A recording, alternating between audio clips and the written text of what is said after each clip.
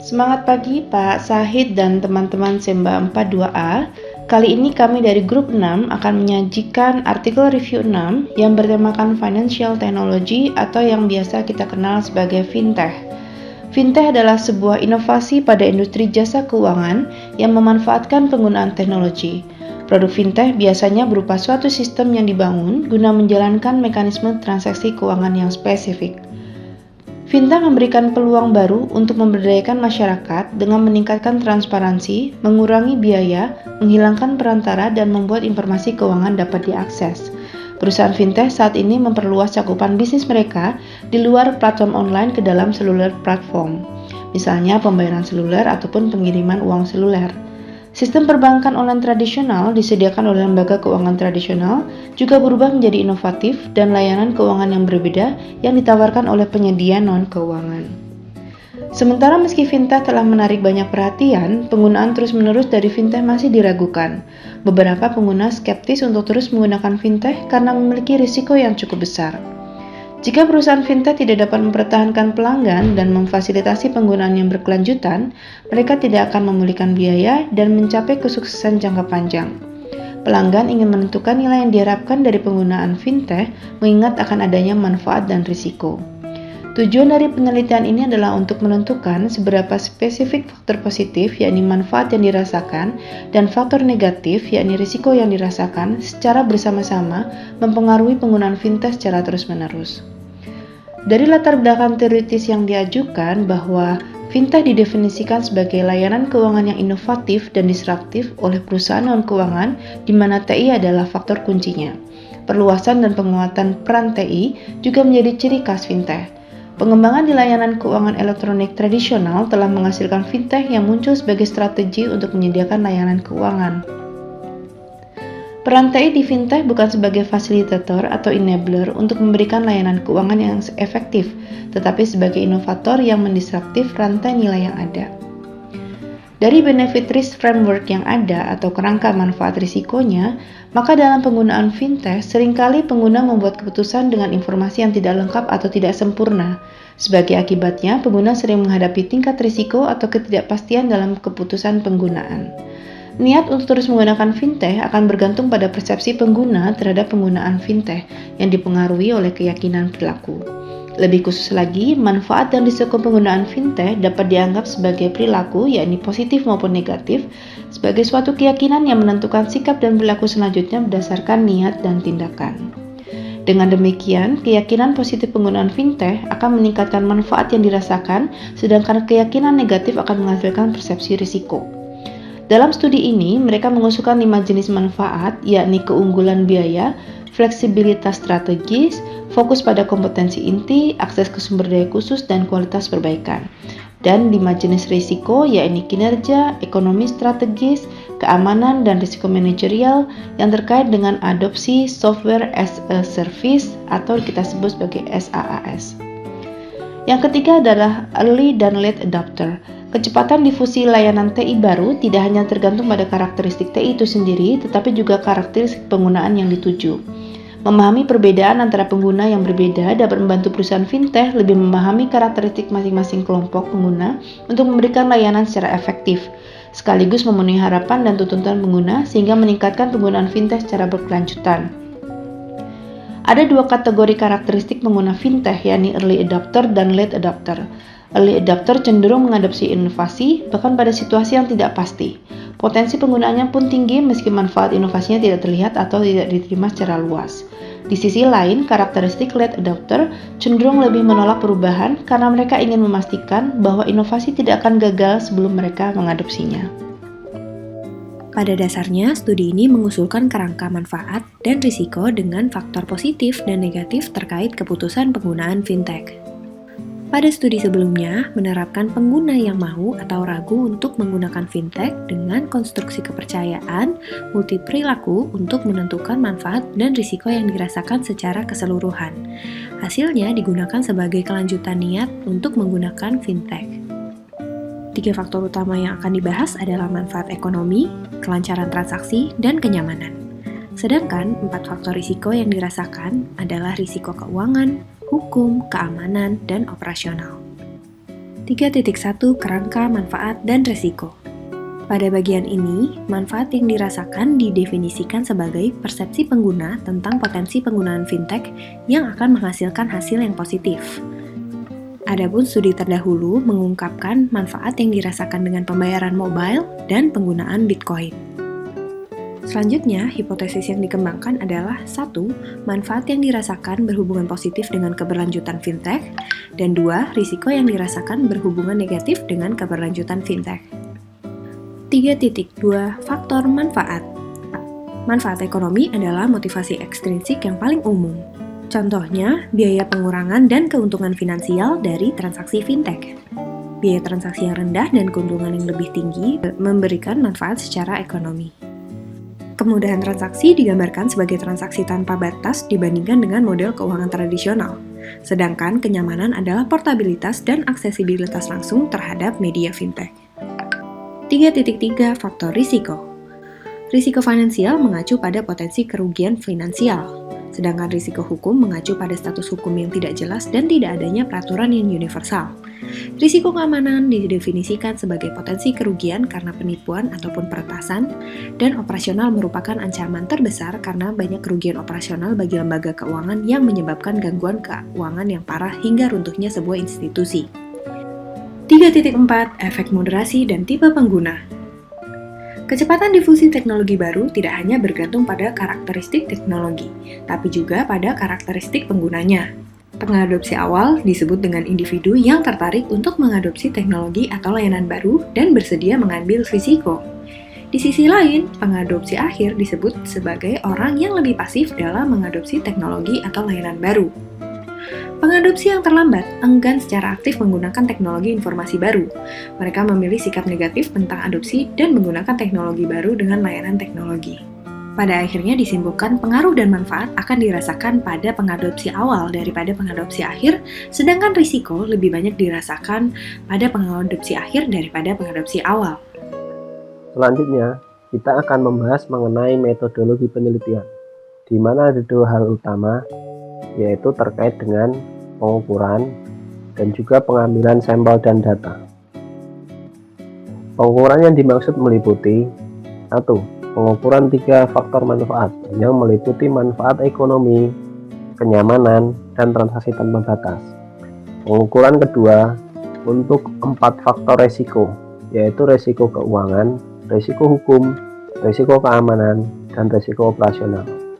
Pengukuran ketiga terkait dengan manfaat yang dirasakan, sementara pengukuran keempat terkait dengan resiko yang dirasakan, dan pengukuran kelima terkait dengan keberlanjutan fintech. Sebelum melakukan survei utama, dilakukan pretest untuk menguji reliabilitas dan validitas instrumen, yang dilakukan dengan melibatkan 30 responden, di mana responden yang dipakai adalah responden yang berpengalaman dalam menggunakan fintech.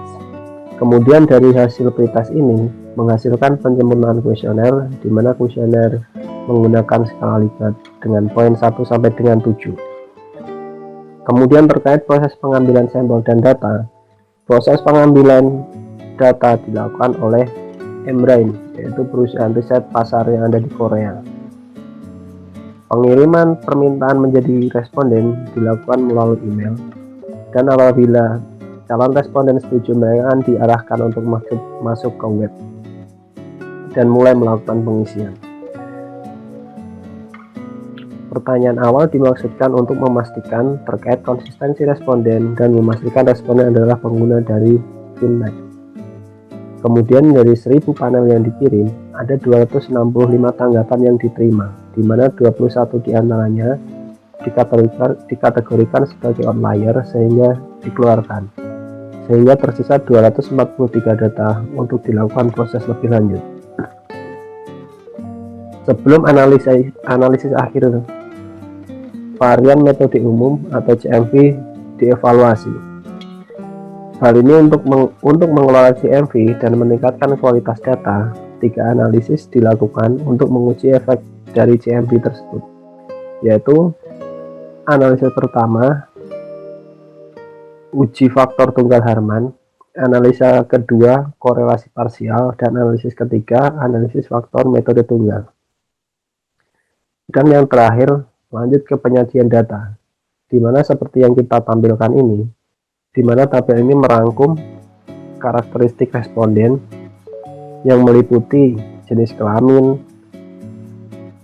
sebaran jenis fintech yang dipakai, usia, pendidikan.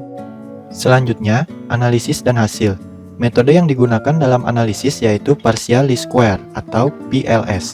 Dari penelitian sebelumnya, Geffen dan kawan-kawan merekomendasikan 2 tahap proses analisis, yaitu yang pertama, model pengukuran, untuk memastikan variabel yang digunakan valid dalam penelitian ini. Yang kedua, model struktural, untuk menentukan apakah hipotesis yang dirumuskan didukung atau tidak. Di model pengukuran sendiri terbagi menjadi 3, yaitu konten, konvergen, dan diskriminan. Yang pertama, konten. Sesuai dengan pembahasan sebelumnya, dalam hal ini konten yang diambil ada 2, yaitu faktor manfaat dan faktor resiko. 2 item ini selanjutnya memiliki turunan masing-masing, di mana faktor manfaat sendiri ada manfaat ekonomi, kemudahan transaksi, dan kenyamanan pengadopsi. Sedangkan faktor resiko ada resiko keuangan, resiko hukum, resiko keamanan, dan resiko operasional. Model pengukuran kedua yaitu konvergen. Setelah dilakukan analisis, terlihat pada kotak merah nilai Kronspach masing-masing item lebih tinggi dari yang direkomendasikan sebesar 0,7.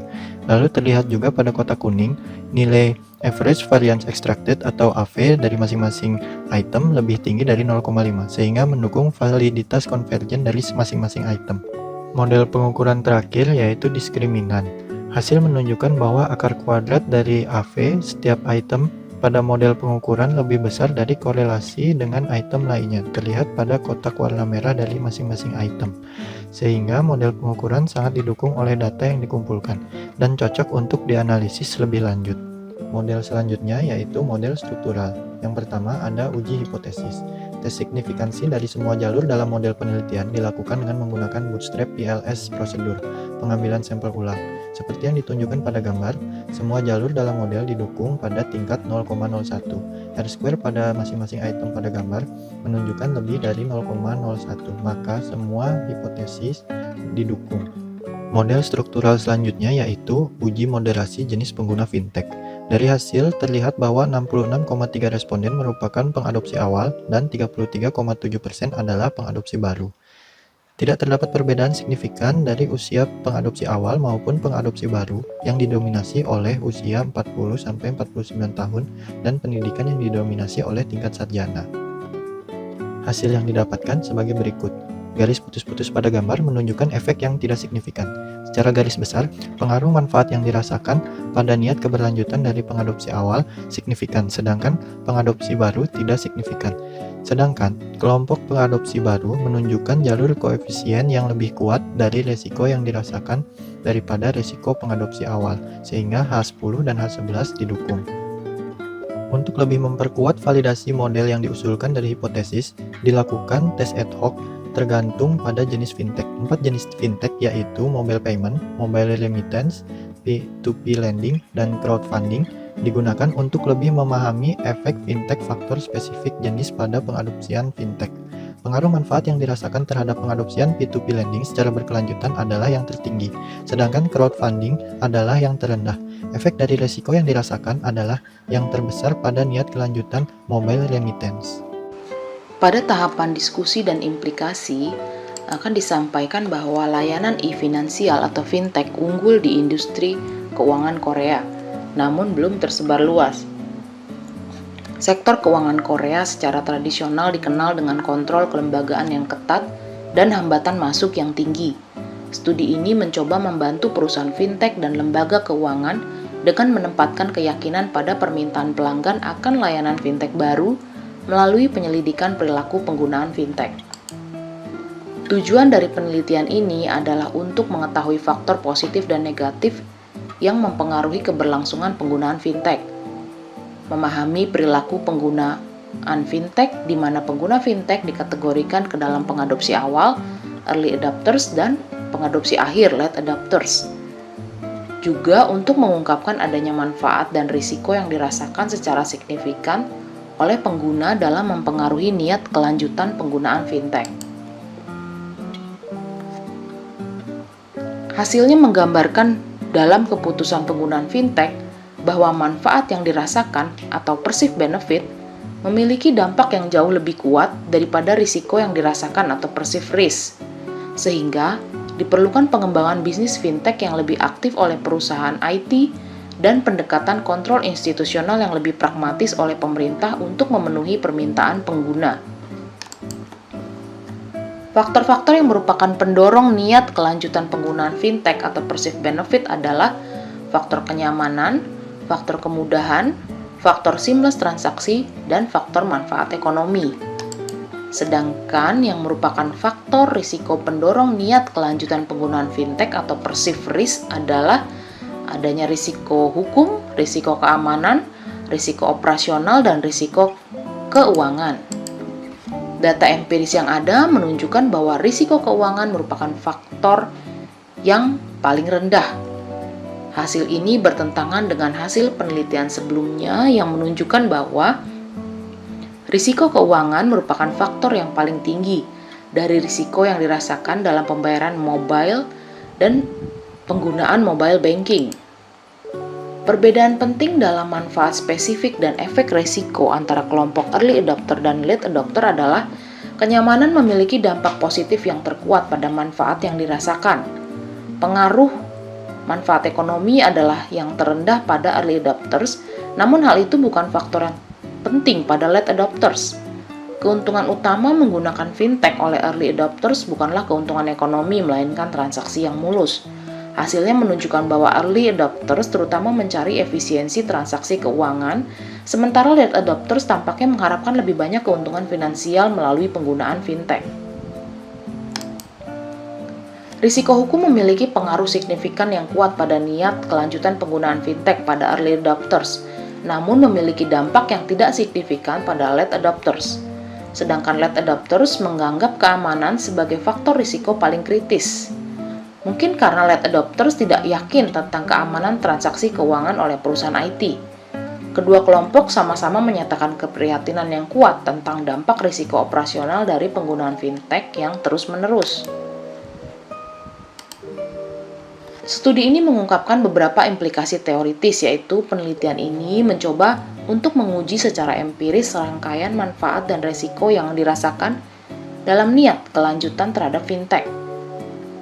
Juga studi ini mengungkapkan manfaat spesifik dan faktor risiko yang secara bersama-sama mempengaruhi niat keberlanjutan fintech. Selain itu, penelitian ini meningkatkan pemahaman kita tentang proses penyeimbangan keyakinan yang berbeda mengenai manfaat dan faktor risiko sebelum proses pengambilan keputusan. Ketiga, penelitian ini menunjukkan bahwa efek dari manfaat dan risiko yang dirasakan terhadap niat kelanjutan fintech berbeda, bergantung pada jenis pengguna. Studi ini mengungkapkan beberapa implikasi praktis, yaitu penelitian ini menyoroti bahwa manfaat yang dirasakan lebih berpengaruh daripada risiko yang dirasakan dari niat kelanjutan fintech. Kedua, studi ini memberikan para manajer fintech wawasan berharga tentang faktor-faktor yang harus mereka tekankan atau hindari saat memasarkan fintech kepada pengguna. Ketiga, pengelola fintech harus memahami perbedaan yang jelas antara manfaat dan faktor risiko, tergantung pada jenis penggunanya. Keterbatasan dalam penelitian ini adalah penelitian ini berfokus pada serangkaian manfaat dan risiko yang dirasakan tertentu yang mencerminkan yang digunakan dalam penelitian sebelumnya. Kedua, penelitian ini tidak memasukkan perilaku penggunaan aktual ke dalam model yang diusulkan. Dan ketiga, karena sifat inovatif fintech dan tahap implementasinya yang masih awal, penelitian ini berfokus pada niat perilaku sebagai variabel dependen untuk menafsirkan perilaku yang didorong oleh teori pada tahap adopsi awal. Keempat, responden penelitian ini dibatasi berdasarkan 4 jenis fintech, yaitu mobile payment, mobile remittance, P2P lending, dan crowdfunding. Demikian disampaikan, terima kasih.